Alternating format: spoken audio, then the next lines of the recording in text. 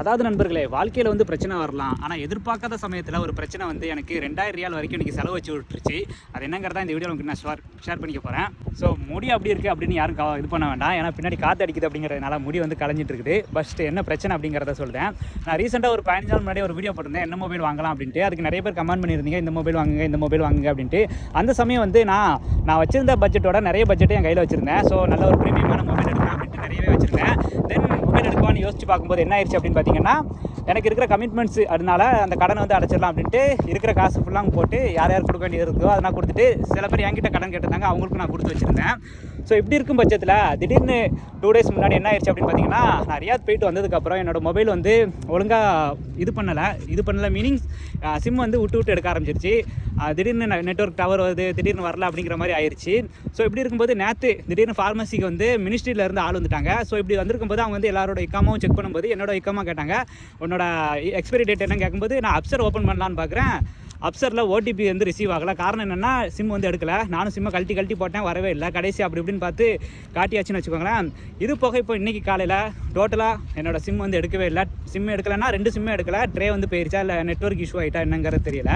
Mobile வந்து டோட்டலாக dead ஆயிடுச்சு. எந்த மெசேஜ் அனுப்பினாலும் போக மாட்டேங்குது, எதுவுமே பண்ணலை. ஸோ என்னால் ஃபார்மசிலேயே உனக்கு மெசேஜ் அனுப்பினோம், என்னாச்சு ஒர்க் முடிச்சிட்டியா அப்படி இப்படின்ட்டு எல்லாமே கேட்டுட்டு இருந்தாங்க. கடைசியில் பார்த்தா மொபைல் புட்டுக்குச்சு அப்படிங்கிறது எனக்கு அப்புறம் தான் தெரிய வந்தது. தென் சரி மொபைல் உடனே எடுத்துடலாம் அப்படின்ட்டு அக்கௌண்ட்டில் பைசா செக் பண்ணால், அக்கௌண்ட்டில் ஆல்ரெடி நம்ம வந்து வெளியும் கொடுத்துட்டோம், கடனும் கொடுத்து முடிச்சாச்சு அப்படிங்கிறதுனால பைசா வேறு இல்லை. இப்படி இருக்கும்போது என்ன பண்ணலாம் அப்படிங்கும்போது 2-3 பேர்கிட்ட கடன் கேட்டேன், அவங்க இல்லைன்ட்டாங்க. ஸோ இப்படி இருக்கையில் ஒரு பாய்கிட்ட வந்து நான் கால் பண்ணியிருந்தேன், இந்த மாதிரி மொபைல் இதாகிடுச்சு, எனக்கு ஒரு மொபைல் வேணும், முடிஞ்சால் காசு கொடுங்க, நான் உங்களுக்கு வந்து ஃப்ரைடே திருப்பி தந்துடுறேன் அப்படின்ட்டு. ஸோ அந்த பாய் என்ன நினச்சாரோ தெரில, நானே உங்களுக்கு வாங்கி தரேன் அப்படின்னு சொல்லிட்டு திடீர்னு மொபைல் ஷோரூமில் போய்ட்டு என்ன மொபைல் வேணும்னு கேட்டிருந்தாரு. நான் சாம்சங்கில் ஒரு மாடல் சொல்லியிருந்தேன், அந்த மாடல் அங்கே அவைலபிளாக இல்லை.